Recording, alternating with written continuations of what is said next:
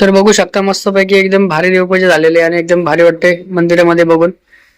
तर हे अशा आपण शोपीस ठेवलंय.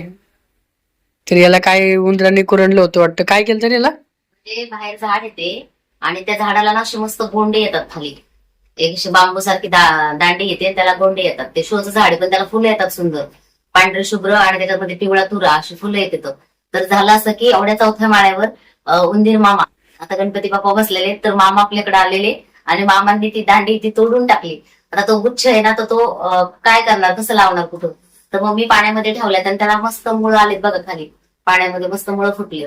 म्हणजे ते तो बघू झाड शकता. वाया नको जायला. तर असं केलंय झाड वाया नको जायला. कारण हे बघा हे होतं ते झाड, याला काय बोलतात काय माहिती. आणि हीच अशी खाली जी आलेली आहे दांडी झेड, तर हे असंच केलेलं आहे बघा. आता परत एक आली याला. हा, तर परत एक आलेली ती बी नाही तोडलं पाहिजे. आणि तिकडे ते कोपऱ्यामध्ये ना ती ह्याची जाळ लावले मी, नागिणीचं पान, म्हणजे विड्याचं पान म्हणतात त्याला. तर हे नागिनीचं पान म्हणजे विड्याचं पान, खायचं पान, ओरिजिनल पान. तर ते पण लावलं. तर ते पण मामांनी काय केलं ना, थोडस करंटवर टाकलेलं.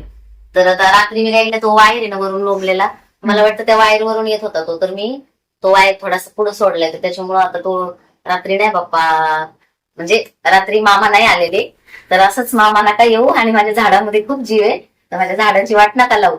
कारण झाड आहेत आणि तिकडे आळू पण लावली. म्हणजे पहिल्या तिकडचे जे झाडं होते, आधीच्या व्हिडिओमध्ये तुम्ही बघितले असते, जे जुने व्हिडिओ आहेत ते, त्याच्यामध्ये झाडांचं आपण मस्त असं छान केलेलं होतं. पुन्हा माझ्याकडे कोणी पाहुणे आले की त्यांना आवडायचं, किंवा कोणी कस्टमर आले की म्हणायचं ताई खूप सुंदर केलंय तुम्ही. पण इथं आल्याच्या नंतर काय झालं, इथं खूप प्रमाणात ऊन होतं आणि वारा पण तेवढाच, तर ते झाड आहेत ना पूर्ण जळून गेलेले. आणि आता पावसाळा सुरू झाल्यापासून त्याला मी पाणी घालून, काही पावसाचं पाणी लागून आता ते खूप सुंदर झाले. म्हणजे पहिल्यासारखी ग्रोथ झाली त्या झाडांची. त्यांना खत पण टाकले.